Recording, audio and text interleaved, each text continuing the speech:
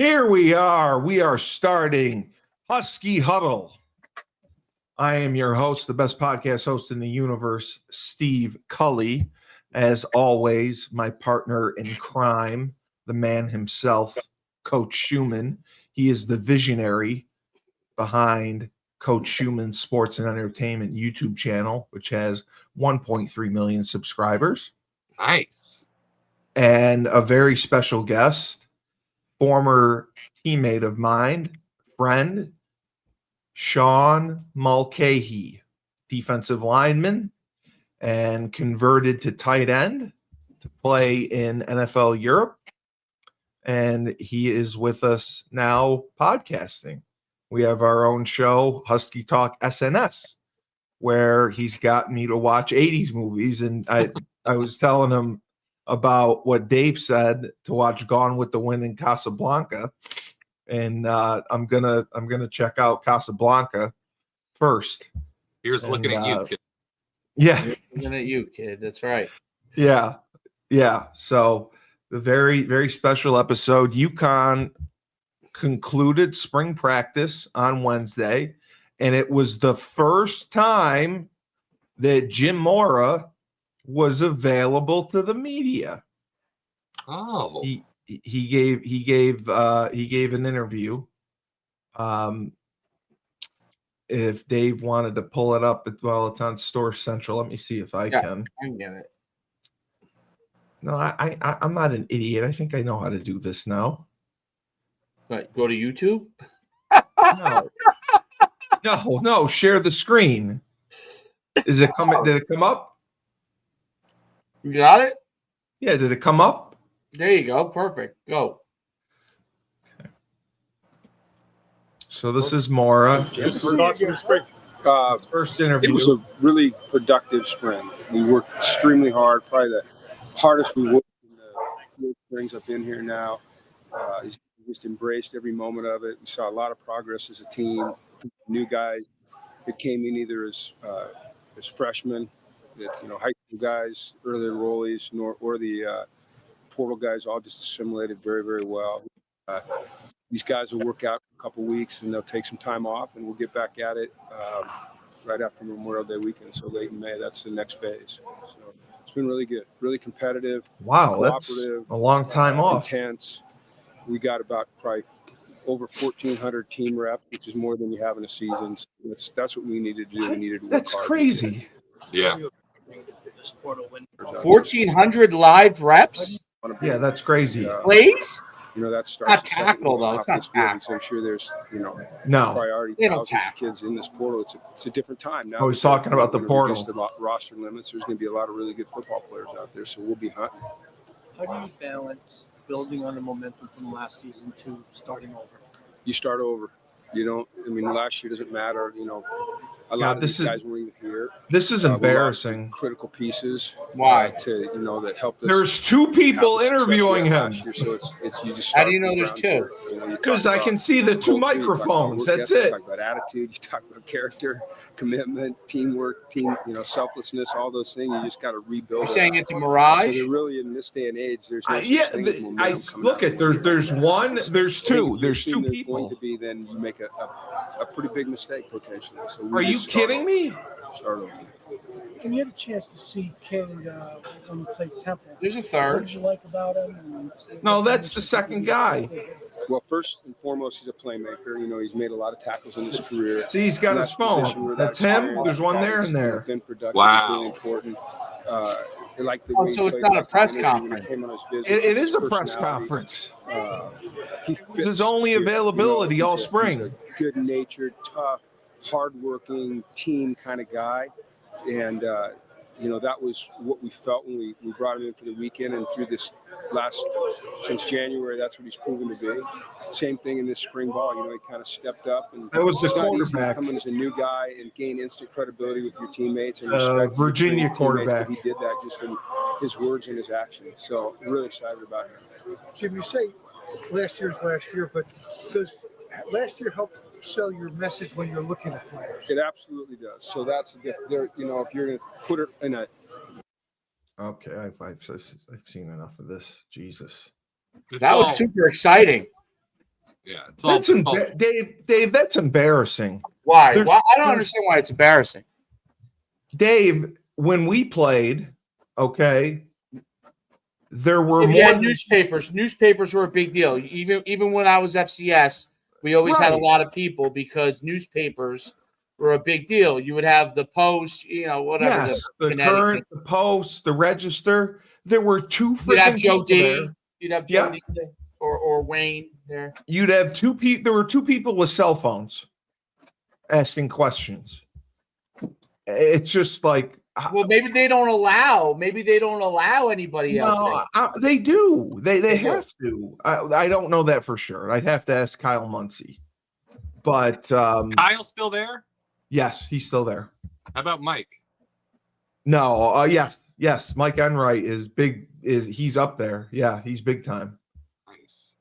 Enright's up there, and Kyle's there too. But Sean, to me, that is honest to God just embarrassing. This is the first time Mora has spoken all spring. They advertised his press conference for a week, Yeah. and it honestly looked like two people were there interviewing him, asking him questions, and not even asking good questions. But Well, maybe I need a press pass. okay. I think you can get a press pass, dude. We have a huge audience. I'm going. Go. I can't put up with this anymore. So What would you probably ask? don't even need a pass. Just walk in. Like whenever I did stuff for seriously, whenever I did stuff for SNY, no one looked for like credentials or anything. yeah, but you played for Randy. Like they didn't care. Randy wouldn't give a shit if you came in. It's funny you say that. I've got a very good story about Paul Pasqualoni. We can hold it. Oh, Coach P. Yeah. You got a Coach P story? I got a Coach P story. So we gotta hear Coach P's story. So you definitely gotta hear that. I knew him a little bit before he got to UConn because my high school coach and his coached. Yeah, we went to the camp. We went to his camp. 4 years of Syracuse camp, and they coached at WestConn. So, anyways, Paul Pasqualoni gets to UConn, and I'm still doing stuff for SNY. So I go up there for it was either in August before the season or it was right after spring, and he had just finished being a D-line coach for the Cowboys. Yep. So I broke the ice. That's where he came from. Let's talk some D-line hand moves. Let's do some stuff. Like, what do you got? Here's what worked best for me. Each player's different. So we had a nice like breaking of the bread D-line technique conversation. Then he breaks everything and he goes, "Now listen, you're with the media. So you're not getting any special privileges. I'm not telling you anything you think you want." And I'm like, whoa, where is this coming from? Like, we were just shooting the shit. And now he's like full court press. You can't just like walk in. I'm like, I'm not walking in anywhere. You told me to come in and say hello. We're talking about our old mutual friend. So he got very standoffish and then he sucked. And then he walked away with like $2 or $3 million for sucking. And, every bad coach walks away with a golden parachute, unfortunately. Yeah, you get paid not to coach. Yeah, you get paid to suck. That, you get paid to suck. So he had a nice retirement. I think he's back in Connecticut. So, I'm glad he was able to do so much for UConn. Yeah, that's crazy. It was a total douchebag move. He really was. He had no reason to treat me like that, and complete 180 in the conversation. And I wasn't like a story breaker for SNY. I was like a bottom of the barrel. Yeah. Well, you weren't bottom of the barrel. You weren't bottom of the barrel. Only one. If you saw the paycheck, only you only and Donnie were good. Who like covered UConn football, and I'm just like, I'm just trying to like get to know what the offense is like, what the defense is going to be like. And he was like, "Take a hike." I was like, "All right, Paul. Good luck." By the way, you did a shit job recruiting. Yeah, your 2000 class was a shit class. Yeah, the 2011 class that when he took over, he just because he he went back to the Connecticut kids because he used to always take Connecticut kids when he was at Syracuse, like Yeah. the Josh brothers to Bucky Yes. Jones. Right, Yeah. right. Oh, the list And is endless. Freeney. And he tried to do that at UConn, and it just didn't work out. He didn't get the right talent. Like Casey, I don't know if Casey Cochran was the quarterback when he was there, but Casey was good and he butchered him. Yeah. Casey might have overlapped with Diaco too, who was another Yes. horrible. Oh, I love Diaco. He created the civil conflict. That's the greatest thing ever. He created a rivalry. Shortest I rivalry think of all he's the time. greatest man ever. I'm just going to create a rivalry. I'm going to make a trophy, and I'm going to pick a team, and now you're our rival. And we got smoked by them too, didn't we? Well, they beat them once, and then they lost. They lost like a couple times, and UCF didn't even want the trophy. Like I read The Athletic. That's one of the sports sites I read.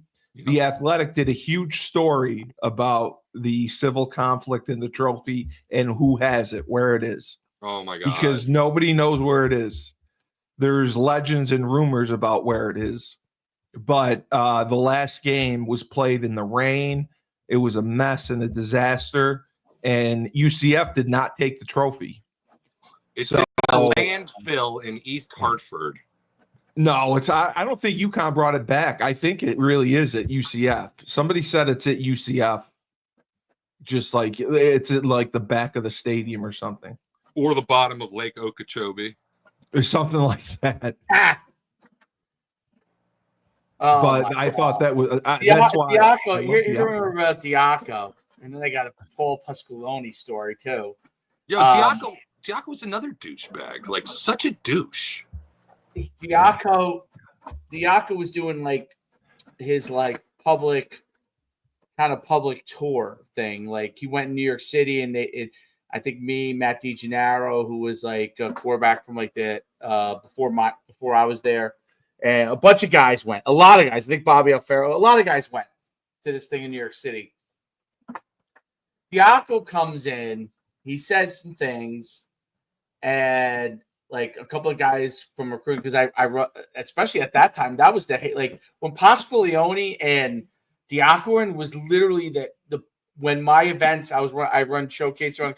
We were running over 100 events. We'd have 25,000 kids come through a year recruits. Wow. So, yeah, I was feeding all the schools in the country, but the one school that did not ever, very rarely took players from Rutgers would come and sit in my office and talk about players, but because I'm in New Jersey, but UConn. So I think DiGennaro introduced. He goes, "Hey, this is Diaco, blah blah blah." He goes, "Oh yeah, I know the stuff you do." Blah blah blah. Talked to him for like literally it was like 5 seconds, and he says, I'll talk with you soon. So he spoke. He moved to the crowd. Someone like introduced me real quick as he was walking through the crowd, and then he left. That was it. That was his interaction with the thing. So I thought, he was going on to he was saying hello, and I thought he was going on to to talk to some other people. No, he was. Oh my God. He was out. So he didn't want to talk to anybody. There was a couple of people because he knew of Matt, because he was a really good quarterback in the late 80s. And he Matt introduced me to him because of the showcases and stuff I do. And UConn alum. And he said hello to me. And like I remember other people, like I thought, oh, he's Bolton because he's gonna go talk to other people. No, he was gone. Oh my God. I mean, he didn't hang out. He didn't So I thought that was hilarious. I'm like, I don't know if he's going to do well here. Like, I think, and he was more worried about like wearing a buttoned up shirt at a UConn game, like having a different style than anything else. Now he was a good defensive coach because I thought right away he brought that part to it. Yeah, but then he did a really good job. They just never got any offensive things going. And I remember he made, I think it was, what he did from offensive coach's standpoint was kind of very questionable what he was doing recruiting Yeah, his recruiting was weird. No, I weird. mean, Weird. That would be the way I put it. Weird. Like he's from Jersey. Yeah. He didn't recruit Jersey really. No. But, and you had to be a Christian. Oh, is Yeah, that- he was big on religion. Huge He on was huge on Christianity. religion. It was like, are you fucking stupid? Like, what the hell does religion have to do with football? Like, all this, all you like, work. It was just over the top. Like, obvious. Most of us are Christian, but for the few players that were either Jewish or whatever, or they just didn't really. They were like, I mean, I'm a born again Christian, but when I went to college, I mean, I was raised a Presbyterian, but like I really didn't do much with religion at that time. You know what I mean? So like, I wasn't until later that so like you got a lot of players that are not that into that. So like, even if they were raised it, they, at that time they're young, they don't really know, some do, some don't, they don't know what they want. But yeah, and I thought that was interesting. And I thought Pasqualeone, who actually recruited me out of high school when he was at Syracuse. Yeah. When I brought my seven, because I knew who was his right hand man. He passed away. George DeLeon. George DeLeon, who's a great guy. I love George DeLeon. I love. You're the only one who loved him, but I know. Okay. I know a lot of people didn't love him. I loved him because I knew him from when he recruited me in high school. Although he offered somebody else instead of me, but I knew him for so long from recruiting and all that stuff. I really got along great with him.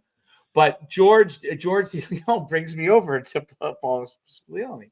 I brought my team up for a 7. They never really ran 7-7 tournaments, but that was one year they did, and I brought my team up there, my whole team, and introduced me. And Paul Pasqualeone shakes my hand and just turns around.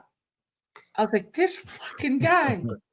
I'm like, first of all, you sat when I was a high school player, you sat in the office, recruit like I was like this. I'm like, either he's really old. Like I thought maybe he was just really old. That was my first thought process, that like he was kind of half checked out. And I was like, wait a minute, we hired a guy that's half checked out already as the head coach. Like he didn't fucking know what the fuck was going on. Oh, he was checked out. He was checked out. Yeah. Like he might be. It was a retirement gig. Yeah, it was a retirement gig, and it was like, okay, he might be able to still coach a position, like where his brain goes into position coaching mode. Are you talking about Coach P or DeLeon? Coach P. Yeah. Well, DeLeon was a lot more with. DeLeon was more with it. DeLeon was super. Really? I thought he was pretty with it. Okay. I had some good interactions with DeLeon. He actually came down to our high school while he was coaching at UConn, and he was actually complimentary about the whole recruiting process. Like, we made a mistake, you turned out great, very happy for you. Whereas like Pasqualeone was still like, oh, I think we chose the right players. I'm like, yo, those guys, 3 of them quit before they graduated. What are you talking about? But DeLeon, he could coach any run game, like anyone. Like so like Pasqualeone had checked out as head coaching. DeLeon could still coach, no problem, any offensive line, any type of running scheme, any type of pass blocking. He would always. I remember him one time saying like he was getting a hard time from Pasqualeone in the early '90s when they had like Kyle McIntosh and stuff. Yes. And he was like, Coach P went to DeLeon. He's like, dude, what's the problem? And DeLeon goes, it's the fucking execution. The coaching's fine. It's the execution. It's like putting it on the players. Right. So I always thought that was hysterical because it was like the one time I heard an assistant coach be like, it's your fucking players, man. I'm coaching what I'm supposed to be coaching, but the execution on your players suck right now. Oh my God. That's funny. They were, it's amazing because they had Donovan McNabb and they were like, they were considered, like Pasqualeone was considered a legendary coach. Yes. And then he ruined it. Like, I mean, as soon as I talked to him for 2 seconds, I was like, we're going to suck. Yep. Well, that's you when could Burton's tell father, like he was not there. Like maybe he was when he was 50, right, 55, maybe 60. But at close to 70, he was not, or 70 years old, he was not. No. Well, that's when Burton's father asked for his money back. Did he really? Oh man, that was a huge story. Sean, do you Yes, remember I that? remember that. Yeah. Yeah, Burton went to Hathaway or whoever was the AD, and because he was so disappointed at Pasqualoni and where the program was, he said, I'd like my money back for the donation. Yeah. And they, obviously said no. That's funny. That's Yeah, I really, remember that. There was a big controversy. Huge fight over it. Yeah. So, And so, I they- get it. so Burton didn't want because he knew Pasqualoni because I don't think he His wanted son Diaco. His son played for him. yeah. I think it was when Pasqualoni got fired and they brought in Diaco, and that's when Burton was like, No, it was Pasqualoni. Okay. It was Pasqualoni. So did he want Pasqualoni or no? Or did No, he he didn't Oh, want he didn't. Pasqualoni. Okay. That's I interesting. don't know why. I don't know the story Right. behind it because his son started for Pasqualoni for years. Right. So it didn't make sense why you wouldn't want him. But there he was a went and he rip. asked for his Yeah. money back. Yeah. So that was crazy. But I still, Dave, we should do an episode on the civil conflict, the history of there's a whole, you could go to a Wikipedia page and there's a whole history on the civil conflict. Is there really? Yeah. And the article in the Athletic did a deep dive during the fall of like college myths and legends. And one of the stories was on the civil conflict. And Bob Diaco declined to interview. Well, the only thing he was, I think he's the DC at Nebraska, or he was the DC at Nebraska at the time. He was, yeah. I mean, he's And somewhere else now. the only comment he said was, I thought it was a good idea. I was trying to get a rivalry going. Enthusiasm. We were going into a new conference, and I was trying to get a rivalry going. I was trying to get the kids fired up. That was his reasoning. I think we won. It looks like we won 2-3 when he was there. Was he there 3 years? He was there 3 years, Diaco? Yeah, something like that. And UCF won, then UConn won in 2014 and 15. Then we lost everyone after that. Yeah, and UConn beat them one of the years when they were very good, I believe. Okay, yeah, maybe it was They 2000. they were like undefeated or something. They were ranked, and it was a big upset. And UConn only had like 3 wins. But to go back to this, for spring practice, like I was telling Sean, like we would have notes every day on UConnHuskies.com on every practice. Somebody would do notes, or Terry Price from the Current would be there every day, doing notes. And yeah, he knew every player, and he would just butcher you. And we talk about how much you suck. I'm reading on this Wikipedia what Gino Ariema said about the civil conflict. It's hilarious. Oh my God, it's great. He said it might be the dumbest thing in the history of sports. Gino Ariema said it might be the dumbest thing in the history of sports. He's not far off. That's a bit harsh. It's harsh, but it's not a bit far harsh. off. Hey, speaking of you talked about Hathaway earlier, and so he was AD at UConn from 03 to 11. Yeah, right. Because he was the one who ran Randy off, and that caused the whole issue. So like his resume, he's now a consultant. He was with the Big East for a year, and then he was a vice president / director of athletics at Hofstra. Then he was special assistant at Hofstra, and in 18 and 19. Now he's an adjunct professor at Southern Connecticut. Like how the hell did he not get another AD job? He was a terrible AD.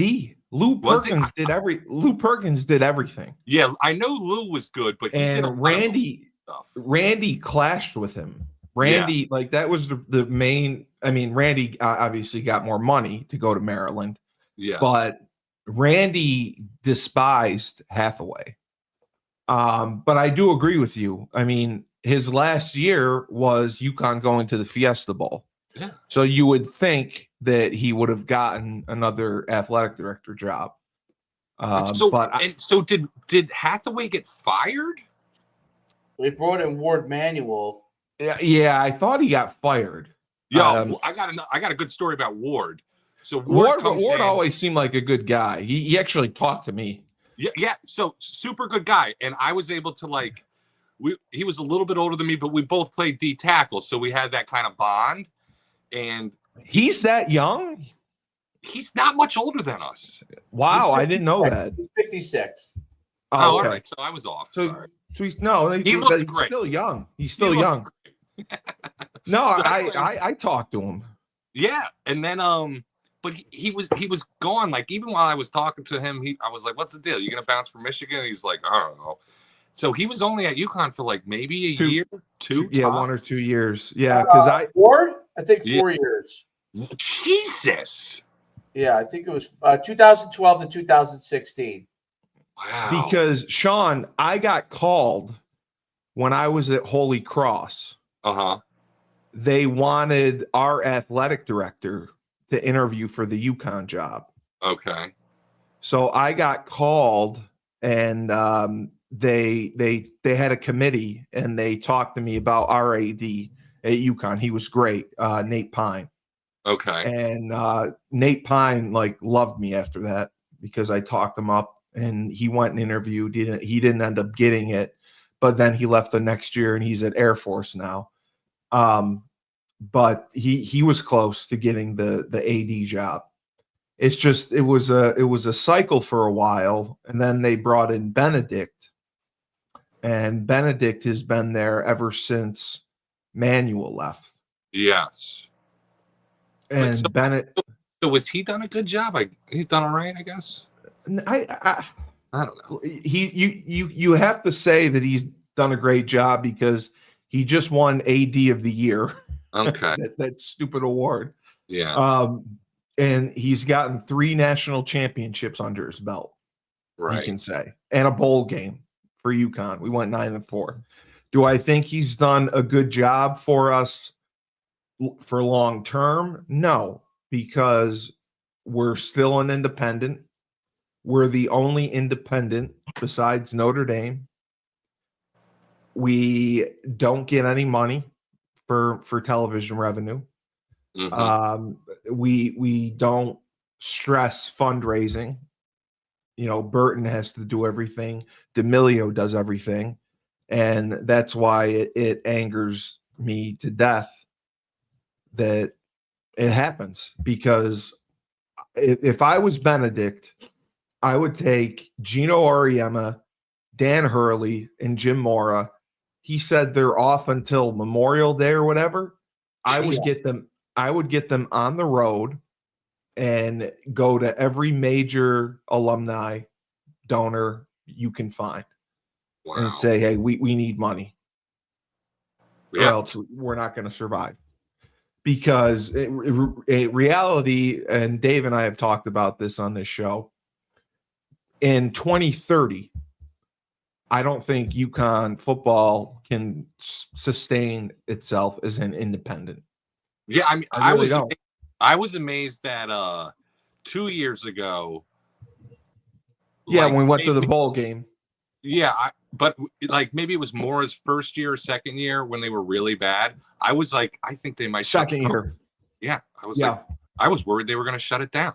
I thought they were. I did the same thing when they fired Randy. I thought they were going to shut it down because Randy, I interviewed him after, and he said that he was that douchebag doing. He was good. He was very good on the interview. He was very honest about everything. You love Randy. Are you kidding me? You were the captain. Not anymore. Oh, come on. No way. Why don't you like Randy anymore, Sean? I mean, there's so many reasons. There's how could there be so many reasons? He loved you. He would have gotten on his knees and blown you. Any head coach should love a player that does everything they ask them to do. Which it's you not did. That hard to love a player who does everything they ask you to do. You went above and beyond. I sure did. And that wasn't reciprocated, so va fangul.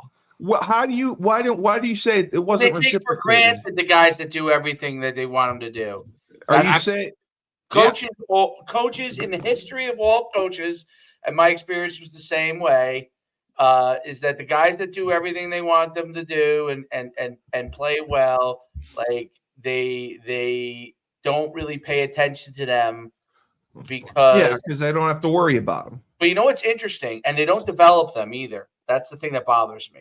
So, because I Sean had a great position coach that developed them. That's what's changed in this kind of transfer portal era. So I just was interviewing a coach of defensive back coach for Wofford, and For Wofford, yeah, he was talking, and I was asking him about what does he do developing his players, and one of the things he actually talked about, which was surprising, he said, I have certain things I do with those players that are the same, for all the players. He said, but one of the things I want to make sure I do is that I give them a really good amount of time to developing my starters and making sure that they get better, because that's a neglected thing. Like a lot of coaches just coach to the squeaky wheel or the thing. yes, that's the problem, absolutely. right? And they don't spend time. The guy who's doing all the things you want to do, but really still wants to get better. Maybe wants to play at a higher level, right? Because these guys they don't pay as much attention to those guys, And that used to be my problem too. Like, you win every sprint, right? No one was like, yeah, well, they just expect you to win. You're the guy who wins every sprint, Like you're the guy that is in the weight room on time, and you're the guy that goes to class. And there was no, you might get some end of the year rewards for. There's no appreciation for that. But there was no and you were the one rallying the guys who were pains in the asses to get there. You know what I mean? Because those guys didn't want to go there. Those guys are the ones that really don't like you. Like that was the funny part. Like they would think that they would spend a lot of time with those guys, and those guys, because you're a player, those guys hate you. They absolutely hate you. They're playing for you because you're giving them a scholarship, and then that's why they're. But they don't like you. They don't think that you're real. They think you're fake and all this kind of stuff. So that's the truth. I mean, listen, I was a linebacker. I was good friends with a lot of the guys. Like it would be hilarious what they would say, And I'd be like, no, I'd be like, I don't think you're seeing it the right way. I think they're like, nah. If you're playing, he does whatever for you. If you're not, he's not. And I think that's one of the things that coaches have had to become better at because of the transfer portal. Yes. Because if you're not transparent, they'll leave. They're going to leave. And they might leave even if you are transparent. But if they think that you're not at all an advocate for them, they're leaving. I don't know if that's good or bad. I'm just saying, But I agree with you. I think that they definitely in the old times they took it for granted guys who did everything that they were supposed to do. That used to piss me off too. It'd be like, but Sean, do you think that he didn't do enough for you when you tried to play professionally? Is that? I have no idea. It's more like after football. Yes. More after football. Yes. So I don't know what his recommendations were or anything like that while I was trying to play professionally. But it was after I was done playing football. You tried to get a job. Yes. Yeah, I needed help. And he had all these connections and I didn't get any help. And I was like, are you fucking kidding me? That's the problem that Dave and I have been talking about with UConn overall, because now, like I was saying, we have the National C Club. And the National C Club is supposed to get student athletes jobs after college. And they've had some success doing that. I don't think coaches know what to do from that standpoint either. Well, Randy was good in certain circumstances. They were politicians. They talked to everyone. Yeah. They were constantly getting donations. True. I mean, the Shankman facility. Right. Shankman Burton Center. Yeah. Absolutely. All these places, I didn't get one interview. I even had one assistant tell me, is this about getting a job? And I was like, yeah. And they were like, we're not interested. I was like, you got the name on the building.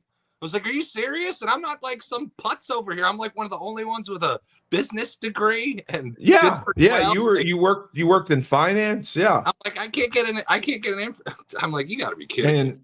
and So I'll tell you it's something. and you So were on TV. Holtz wasn't bad with that. If you held his feet to the fire. Yeah.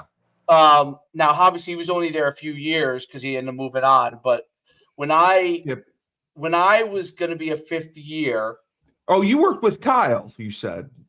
Well, yes, but when I was going to be a fifth year senior, I already was I graduated. Yes. I was out. Like, yes. I didn't start to the end of the year because I had switched positions. I was originally starting at fullback. New coaches came in. They hated me at full. They wouldn't say that, but they didn't like me at fullback. They moved you to linebacker. They changed kind of the system. I was an I fullback.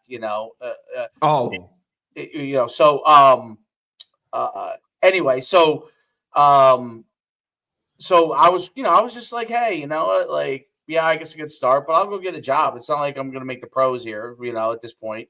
And I walked into Holtz's office, and Holtz is like, what are you going to do? I was like, I'm just going to graduate, dude. I'm like, he's like, no. I'm like, no. I'm like, well, I'm graduating, like, he's like, no, we need you next year. I said, all right, well, I'll stay. Take grad classes. No.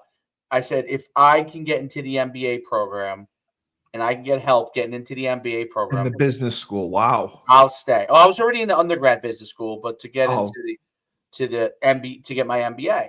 Yeah. And most people go work for a few years and then get their MBA. So it's kind of like a little bit unusual request, And I was like, I'm going to shoot my shot. Right, and he's like, apply. I applied. I had a 2.98 GPA. That would not normally get in. Okay. I had a very high, the GMAT score, but I didn't have like a super high GPA. And I got in, and I definitely attributed that to Holtz. And Chris D says he loves your negotiating skills. And then Chris D's the man. And second thing I negotiated is I went back in there and I said I need an internship because I don't have any job experience. I didn't work in high school. I was always playing sports my whole life. If I was a coach, he would never let me work. So I was like, I need some job experience. And he's like, well, where do you want to work? I said I'd like to work in the governor's mansion. I swear to God, he made a call. Lou's daughter was already going to work there. That's right. Was that when Roland was there? He's like, we got you an internship. It was unpaid, but and Lou's daughter got a paid internship. I got an unpaid one, but I got to work in the governor's mansion. Was it Governor Roland? It was Governor Roland. He was the one that was that got in trouble, right, for embezzling money. Later on, he ended up getting in trouble. Yeah. He was also the one that pushed through when the women won that UConn 2000, which got a lot of money into UConn. Yes, that was the big you plan. Guys ended up benefiting from down the line. Correct. I didn't really benefit. He funded it. Yeah, he funded that money. But yeah, so I worked for Governor Roland. Now, I only got to meet Governor Roland once. I was way up at the top in the back in the support division. Basically, yeah, they just said they just kept you away. Governor Roland sucks. Like, I'd pick up that phone call. They'd be like, you were just trying to get donations. Thank you very much for for you guys to have a great day. But Holtz came through from that. And I always say, like, you know what? Like, I asked for it, he delivered. And so from that standpoint, I could never complain about him. But I do 100% understand because a lot of other players did not. Now, I had a situation where I could hold his feet to the fire because I ended up starting at linebacker. He needed you. He kind of needed me. The next year, he wouldn't have needed me. But that next year, he needed me to be a starter, and but that's different, though. It's different when you're still playing. True. Because they get you jobs when you're playing. After that, though, he didn't do anything. I agree with Randy got me a job at the radio station when I was playing. Right. But Sean, you're talking about post. You played for several. You played for several years. What did you play? 5 years after college? 04, 05, 06, 07. So 4 seasons. Yeah. So then Yeah, we were in Europe together. Yeah. So did you actually contact Randy when you got back? Yeah. Oh, you didn't. No, I did. You did. Yeah. Did you And actually get a hold of him? Yeah. In the beginning, it was easy because we had that relationship. We had a good Yeah, relationship. because he loved you. I mean, you were his favorite. So it was fairly easy to get his ear, but like he never came through on anything. no, he never came through, and then he was out. And then did he once he was out, like I started working for SNY in 2010, and 2011 was the big year. But then he left and they sucked. So SNY pulled the programming, and that was it. well, that was the end of the Big East too. The Big East dissolved. They still did we would do a game like once a year for like 6 years when there was no more Big East. But it was like once you like his decision to leave selfishly affected thousands of people. Thousands, not just me. I never thought of it like that. Yes. So Randy leaving UConn ended up being the demise of the entire conference of the Big East. Yep. And it turned into the AAC. I never thought of it like that, but you're probably right. That had a ripple effect. Totally. But I'm shocked that he didn't come. Like, did he get you an interview? I don't remember any. He got nothing. No. Wow. And you said you even you tried calling Orlovsky. I mean, he's not interested. He's a different place now. Yeah. Yeah. He's Mr. Big Time now, huh? And it's unbelievable how much I helped now. him get into ESPN. And like he was in that oh, that's right. UConn magazine recently. Yes. And they were like, how did you get onto ESPN? How'd you get so famous? And he's like, well, I just tweeted stuff. No, you had a former teammate working for me. Did he really say that? Yeah. Oh my God. That's awful. Yeah. That's awful. Meanwhile, there's tape of him at SNY. And it's like, how you got there. The ability for you to get tape to ESPN, you're welcome. Well, I always thought that you and Donnie were great. I loved watching you and Donnie. And I like I said, I loved texting you during the broadcast and making fun of your neck because the shirt was too tight. and you would text me back during the show and during the commercial break. Yeah.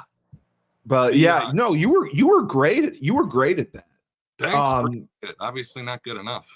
I definitely think you are. But like, look, the same thing happened to Joe D. D got dropped from football, basketball, everything. Did you ever try to get back into it at any radio stations or other television networks? IMG hit me up once. Wow. But they didn't want to pay me. They didn't want to pay you. No, they called me, and I still have the email. They emailed me and they're like, "Hey, can you do Thursday's game?" I'm like, "It's Tuesday, but what's the deal?" They were like, "We don't know what we can pay you," and having experience, I was like, "That means there's no pay." So I said no. And thank God I said no, because it was like November 20th. It was like raining and freezing for a sideline gig. And, you would have had to be on the sideline? Yeah, it was a sideline gig. I would have put a shotgun to my head. So that's why I said no. I looked at the weather and I saw no payment. I was like, there's no. And that's the other thing that's been like frustrating. Like I've done so many things. Yeah. Well, you're multi-talented and you give back. You always give back. And once I, was like IMG, like, no, they totally banned me from any type of UConn football programming. Really? Yeah. Well, now it's the CBS network and they're okay, but yeah. it's painful to watch. But like you never like there's radio, like you could do radio, and our podcast giggle is gonna blow up because we got the true crime series. We're gonna be stars. But Nice. did you ever try like radio? Because like you would be awesome on a morning show. Yeah, I mean, I applied to the Fan, but so does every other guy. Oh yeah. Yeah. So my producer at SNY was Kurt Gowdy Jr. And you remember when Craig Carton got fired? Yes, that was a big deal. So I didn't apply for Gio's spot because I had a feeling I knew I wouldn't get that. But when Carton came back out of jail, I was like, no one's gonna want to work with this guy. And I was like, so I asked Kurt Gowdy, who was in negotiations with SNY and Craig Carton, even though they didn't have anything. I was like, I'd be willing to do sports with Carton. And Kurt Gowdy Jr. goes, we're looking for someone with a little bit of a bigger name, a little bit of a bigger draw. Oh, Jesus. What do you want me to do? That's There's just only ridiculous. so many people. So Dave, It's tough now too with all the different media outlets, and you're basically in you're either in the elite group or you're on the low end now. It's not like. Well, that's why I like covering the Worcester Red Sox, because I get media passes to go to the games if I want. I get to sit in the press box. That's what I took Sean Rabinowitz to, and they had a ball there. But Moore's press conference was interesting. They're still looking for guys in the portal. Cole Welliver is transferring, which is disappointing because boo Randy.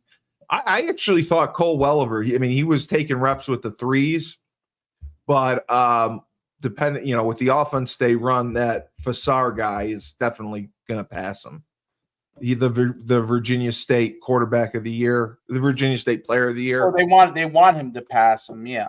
They want him to pass him too. I wonder, it doesn't say anything. I'm going to check just to see if we had anyone else enter the portal. See, that's what's just so like frustrating about this is, I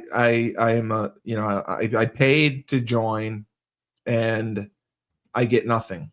Like there's three news stories.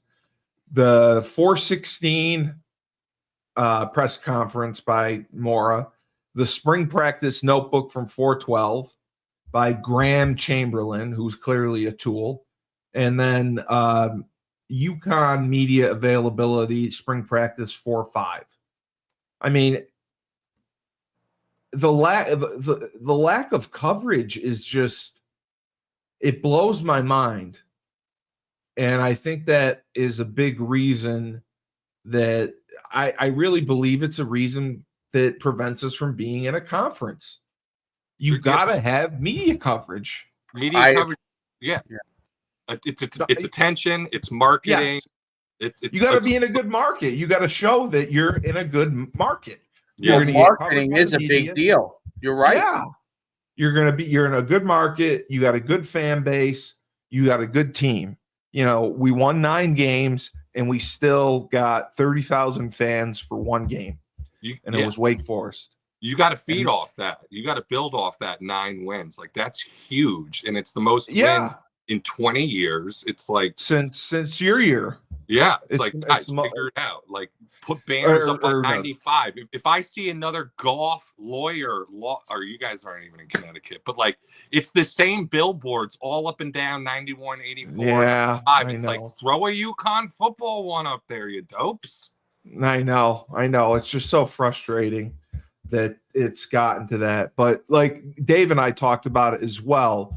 We also think the issue is they play teams that they're competitive with, but they don't bring anyone to the home stadium that's going to be a draw.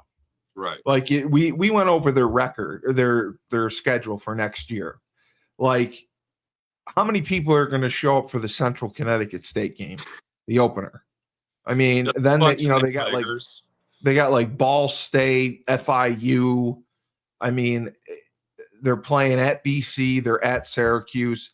They signed the deal they signed with Syracuse was a 2-1.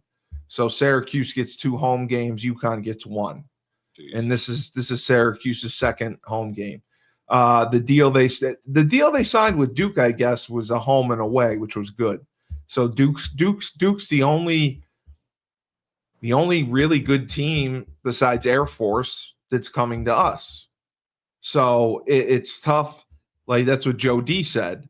Joe D said that we need a solid opponent to come in to draw, and unfortunately, it costs money to get them, especially when you're an independent. And the other problem I was just looking at is, like, whenever a lower team like us has a big team come in, the stadium is filled with mostly their fans. But yeah, they outdraw us. You're right. They outdraw us, but that's also the other problem. Like, we're getting like 5,000-6,000 people at a game. Like, it's terrible. Like, well, I mean, we were in the 20s for the most part last year. All right. We were over 20, I believe. Because I checked it, because I was furious, because I went to 2 games, and I was just, I just expected more, because we were having such a good year.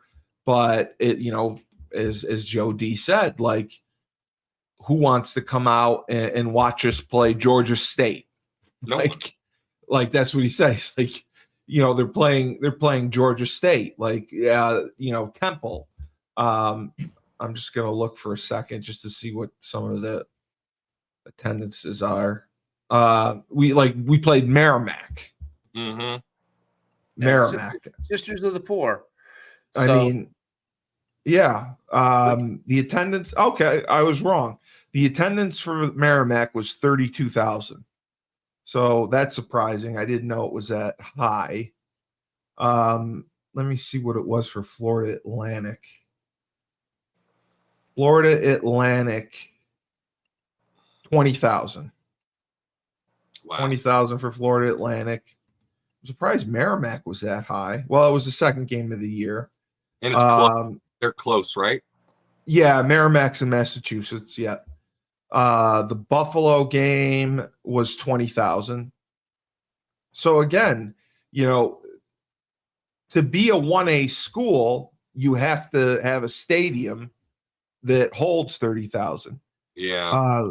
But you have to play and win these games first, so you can get momentum to get new.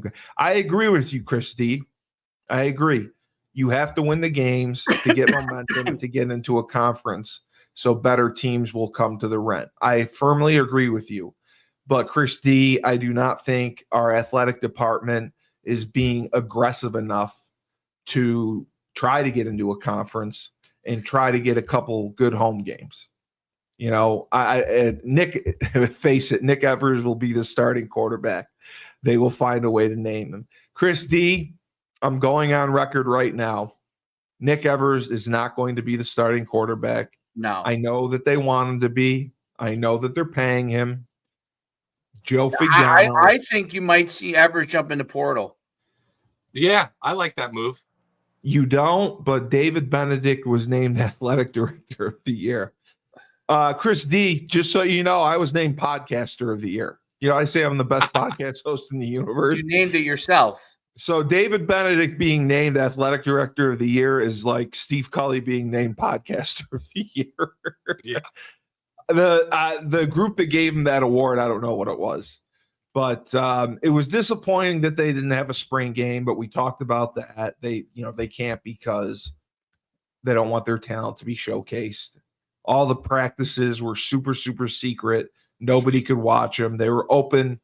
They had one open practice for ex-players to go to, and that was it. So, but I do think they're on the right track. I think with Joe Figliano, Chris D, I think they can win 8 games. I think they can win 9 games. I don't think they can with Nick Evers. Nick Evers is not comfortable in the pocket. Nick Evers gets hurt. I don't think Nick Evers is gonna. I'm not sure, but I think it would be the fourth time. I don't think he can transfer. He transferred from Oklahoma to Wisconsin to UConn. This would be his fourth time. I know that his family is not happy. Yeah, I heard him. He was on the mother was commenting on the Coach JB show or something. Like Coach JB, whatever the guy from. It's not Mark Zanato. No, he runs. He was on Last Chance U. He's the guy from Last Chance U. Oh, okay. Yeah, I guess he knows her, and she was commenting like they're not happy or so. I have to find it. They're not. They're not happy. Lowell Zanato, Graham Chamberlain, Chris D. Do you know who Graham Chamberlain is? Because I don't want to get yelled at. I got yelled at. Chamberlain is. I got yelled at for saying "locked on my balls" by everyone, so I have to be careful what I say. I thought that was your greatest moment. It was our greatest moment. Yes, he's on Twitter. So Sean, my balls. I was angry because Dave and I had been talking to Kevin Freeman and Phil Hunt about them taking on our podcast. Yeah. And they were interested. Mm-hmm. And then, we kind of found out that I was texted, they're using this Locked On brand to cover their team. And it was called Locked On UConn. And the host was Mark Zanato. So knowing me, the next episode we had, Dave, of course, is quiet and reserved and doesn't let his emotions go. Steve Colley decides to just let it fly.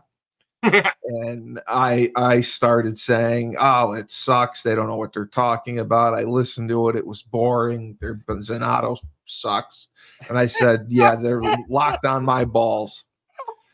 So that caused a major firestorm because Mike Burton's right-hand man, Jared, works for Zanato. Burton called me 5 minutes.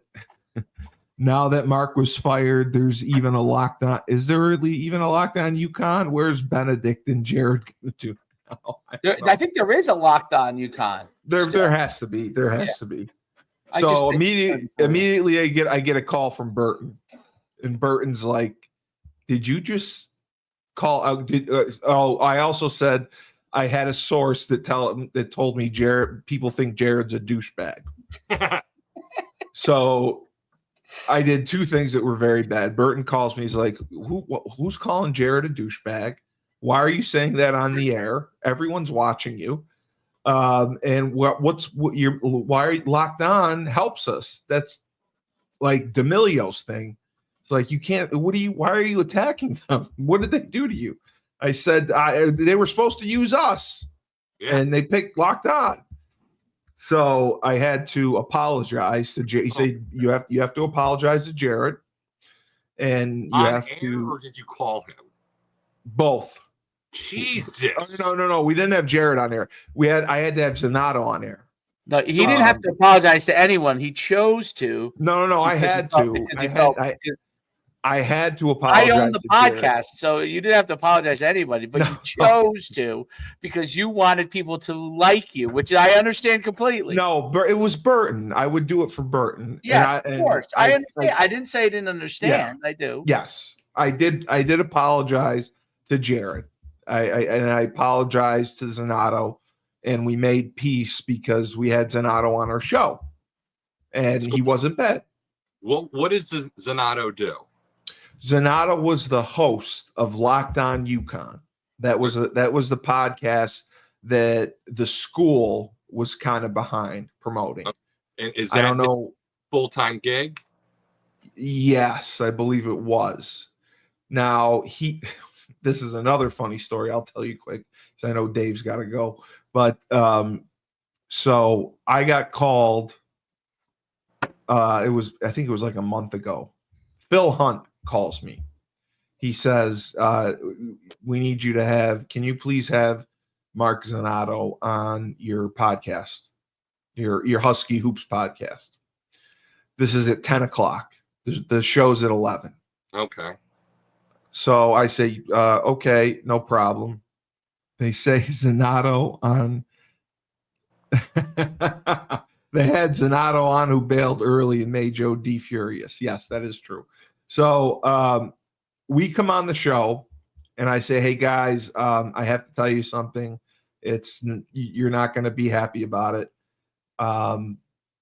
Mark Zanato's coming on the show. Joe D's immediately like, yeah, I'm out. You guys, and we said, no, it's just going to be for a little while. He can't stay long. I was told that I had to have him on by, Phil Hunt. He works in the president's office. So, and Maria Conlon does it with us too.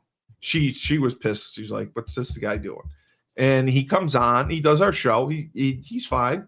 He just talks about his show a lot. He says, well, on my show, I do this. On my show, I do that. And that was, this is all my fault. I provoked Colley into this. No, you didn't, Christy. It's a great story because you're I caused chaos. Apologizing again soon. I caused chaos.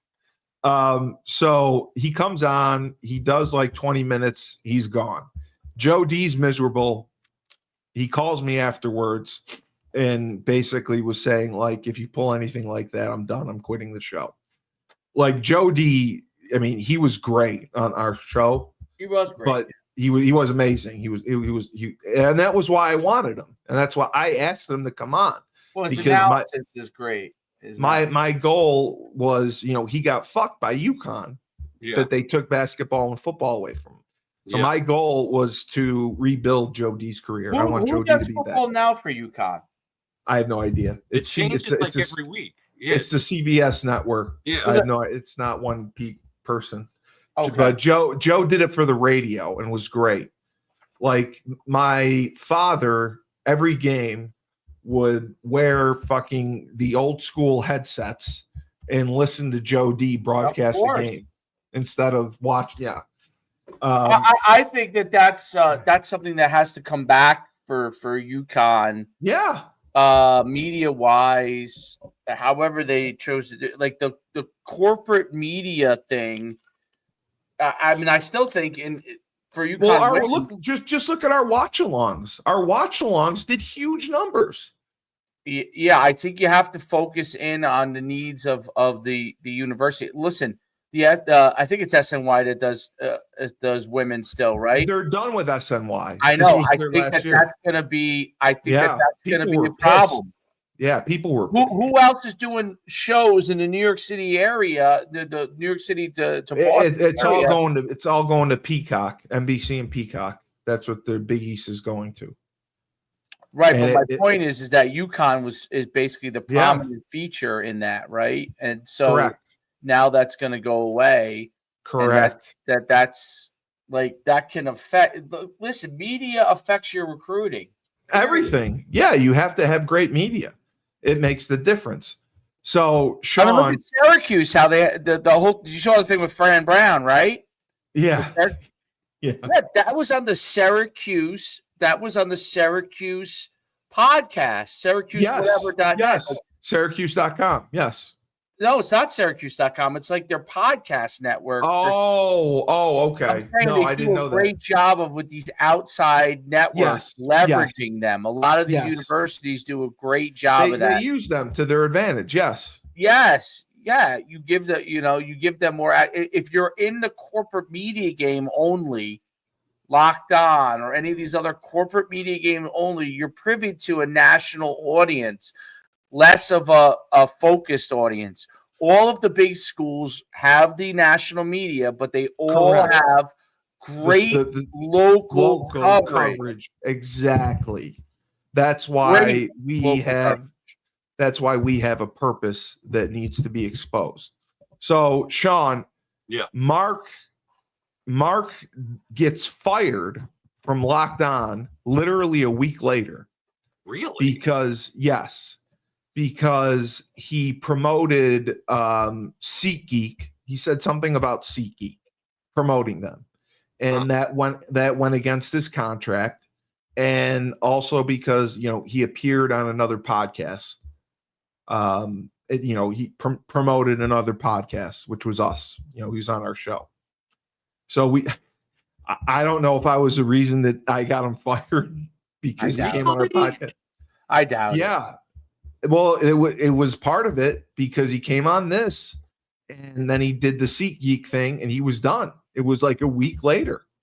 So it was either like a setup. You think they set him up? You think he got set up? Dave, okay. It was denied by Phil Hunt when you talked to him. He denied it. He said, I know nothing. I don't think I called him. And Mark was baffled. Like, all he did was bring up SeatGeek for getting tickets. And, it was appearing against his contract, appearing on other podcasts and promoting other products. Paid. He didn't get paid much. He was a 1099. Yeah, so for them to, that's my point. For them to have these type of rules when you're not like paying him a lot, like it sounds to me from our experience and what we're doing, you need you can't live off podcasting unless you're fucking Joe Rogan. So like, you gotta have sponsors, yeah. For them to be that's like, why, you can't have 1.3 million viewers.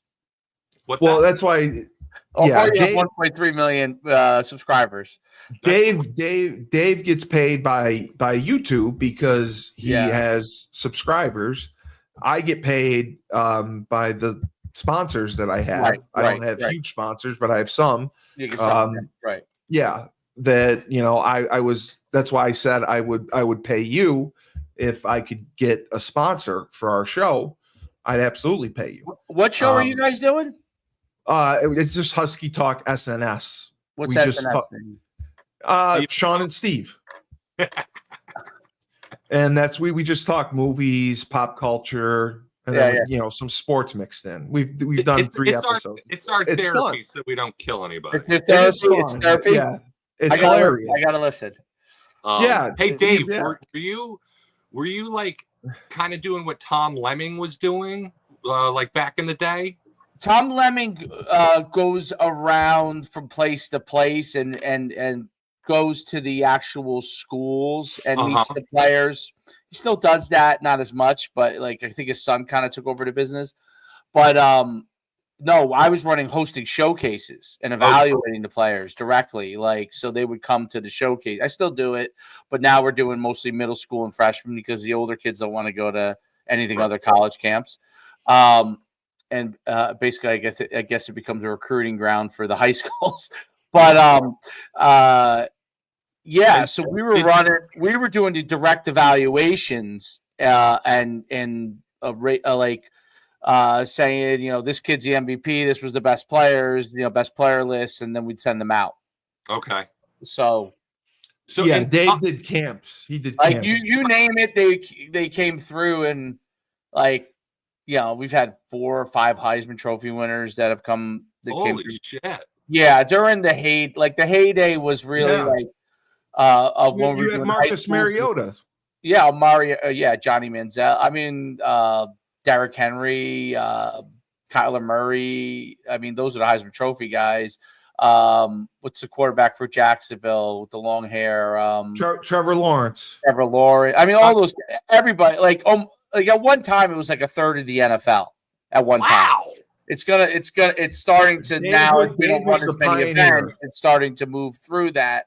But yeah, great, man. Dave was the pioneer of the one-day camps. You played. I don't think Tom Lemming played football, which is why. No, he was a mailman. Yeah. No, literally, he really was. He really was. The only reason I know that, there's only one. So years ago, we used to be partners with this company, NCSA, which is now owned by IMG. Yes. Yeah. NCSA was partners huge. with them. We were their first big partner. Anyway, I was there at a meeting with Tom Lemming. I was there with me. Tom Lemming was like one of their big early partners. And I was there. Tom Lemming was there. That the CEO of NCSA, this guy Chris Kraus, who played at Vanderbilt, and so they were talking, and there was somebody else there. What was the guy? Rice. He was the defensive end. He was a great player. Simeon Rice. Simeon Rice. He was doing something with apparel at the time, and we're all there, and at this meeting, and Izell Reese, who's now the head of flag football for all of the NFL, he runs a whole. So we're there, and they were talking about his career, and I didn't know really much about Tom Lemming other than he evaluated players. And he was like, yeah, back when I was a mailman, and I did look. I was like, a mailman is the most legendary evaluator of talent in high school history. A mailman, he's actually really great. I got to know him. Yeah, He's very nice guy, really nice guy, great guy. But I did a double take. I was like. Because I was younger at the time. I mean, I wasn't that young, but I was in my 30s. And I still was had that take your shirt off. Yeah. Well, if you're not a football player, if you weren't a football player, how can you evaluate? Yeah, how do you know? How can you evaluate? It just threw me for a loop. I was just like, wait a minute. This is the guy who's the biggest guy? No, Christy, that better not be true. I'll fucking flip out. I'll go crazy. He says UConn is getting a visit this week from that Georgia QB. Oh, yeah, he is. He's in the mix. No. Burton told me no. Jaden Rashard. Burton told me no. He said, don't believe everything you read. If this motherfucker is coming to campus, I'm going to lose my fucking shit. It's not Jaden Rashada. That's it. Jaden Rashada. Yeah, no. Dude, no. Why? I'll slash his tires. He was good. We're not paying him. We don't need him. We're going to win games regardless. We don't need to spend fucking $2 million on this asshole who's left 3 different schools. Well, you're going to have to apologize. You're already cursed. You're cursed. You're going to get a call from Phil, and you're going to have to give me some fake apology. Fuck, you're right. On here. Please don't visit him. Please, God, please. All right. Well, please. Yeah, I'll explain it to Steve. So Dave, we don't have the money to pay him. Yeah, don't have the money. Already paying Evers. We're paying Evers. That means Evers is going in the portal. Yeah, that would mean Evers is going in the portal. What? He has shown no loyalty to any team. Anyone. No, and he hasn't played. Sean, 100%. I don't think he's played. No, he's definitely not. Listen, he's definitely not loyal to any team. It's definitely, they brought him in. He's a hired gun. He hasn't played. I don't think he's played a snap. He played at Arizona State a few games. He actually did pretty well, and then I don't know what happened. I think he just transferred out of there. There's a famous went to Georgia. Of him when he transferred out of Arizona. Was it Arizona State? It says he's lining up visits to Fresno State and UConn. Chris D, I'm gonna stand guard at the Burton Shankman complex. I'm just gonna stand there all week. I dare you to do it. I will stand there fucking all week. If Jaden Rashada comes there, I will punch him. I will fight him. He's not coming there. I will. No, He's going to ruin our lives. We cannot take him. We don't have the money. We don't need a quarterback. Fuck what this if you kid. win? What if you win? I'm being devil's advocate here because Jared may. What if we won? What if we went 12-0 because of him? We're not going 12. We could go 12-0 with Joe Figliano. We don't need. I agree. We could. I like Joe. This kid could get a hangnail and decide to transfer again. That's the other thing. People like Joe. Like he can build. Joe. He's a leader. Yeah, he's a leader. I like. You love getting me fired up. Yeah, Chris D, I'm going to be fired up. I'm going to be standing by the Burton. Chris D is definitely like an industry plant on you. You know what I mean? I'm going to stand. I swear to fucking God, I will stand by the door of the Burton Shankman Center. I envision an apology coming. All week I will stand there. If he comes to visit, I'll get a baseball bat and smash. I'll smash his NIL deal. I'll smash the baseball bat on the table. Dave, how far are you from Basking Ridge? Probably about an hour. I'm down by the shore. I'm down by Red Bank. Oh, how close are you to Tom's River? About 25-30 minutes. Oh, that's where our buddy's from. Yeah. Who? Yeah. Who's that? Krug's from there. Is Cruz a state trooper, right? Or I think Marcos? he's a town cop in Marcos the state trooper. Right. Right. But yeah, we please. Oh my God, we don't need this fucking guy.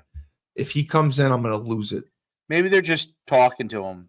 I'm gonna stop donating my $100. Burton, you're not getting my $100. You're not getting my $100 anymore. I'll miss you. I want my $2. $2. Yes. Yeah. Oh my God. That's an 80s movie for you right there. There's an 80s movie. Better Wait a Off second. Dead. It's called. Steve, have you it's- seen Better Off Dead? No. Oh my God. Oh my God. Oh my Who's God. in Better Off? You said the John Burb. Cusack. Okay. Yo, Okay. Dude, do you remember when the mom blows her face off because of the cigarette? Yes. Dude, that movie is such. What is this, a horror movie? No, No, it's like no. silly humor. It's Okay. really, really silly humor. And you got two Okay. Japanese guys doing Howard Cosell. Oh, drag yes. racing. Yes. What was it? Lane Meyer? No. Lane Meyer. Lane Meyer. Here comes Lane Meyer. How old is this movie? It's I think politically 87. incorrect in every Okay. capacity. It's John Cusack was great in those movies back in the day. Yeah. He was a great Yes. actor as a whole. He did a lot of great movies. He's very underrated. Yeah. Very Well, he's a character actor. He can just jump in and play any part. well, he used to be in comedy, but then he Yes. became romantic comedy with Say He did Anything. rom-coms. He Yeah. kind of became a rom-com guy. Gross Point Blank, he was pretty funny. And also, what's the One Crazy Summer? Is the other- Oh, Sean, we'll talk about it on our show, but yeah. I watched Raiders of the Lost Ark. It's by far the best. Yeah. By far the best. I have to piss Out of the Indiana so Jones. badly. Yeah. But Yeah, let me- Let's wrap it up. we'll wrap it up. Yeah, we're good. I'm about to So put out my dick and start so pissing. fucking Chris D, if Jaden fucking comes there, I'm coming to UConn tomorrow.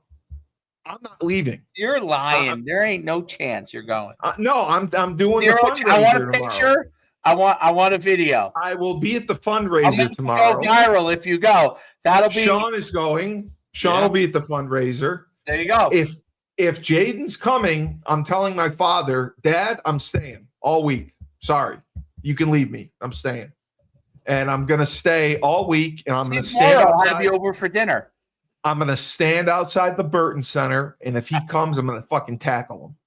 There's no way. I will not let this happen. You won't be able This to is tackle. not He's too happening. elusive. I'm gonna catch him off guard. He's just gonna see this guy in a trench coat He's gonna be. standing in front, and I'm gonna tackle him, and that'll be it.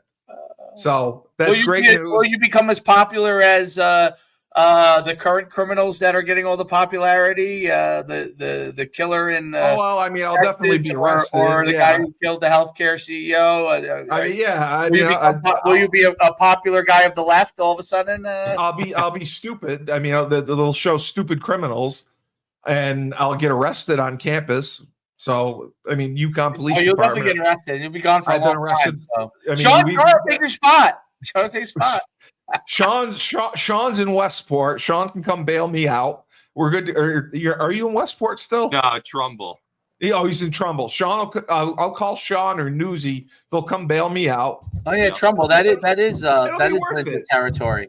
If it prevents the visit, it'll be worth it. So, for Sean Mulcahy, great job. Great having you on the show. And Coach Schuman, happy Good Friday and good luck in your tournament today. I'm Steve Colley, the best podcast host in the universe. Fuck Jaden McDuffie, whatever the fuck his name is. Remember, when life gives you lemons, don't make lemonade. Take 2 oranges, throw them right back at Jaden.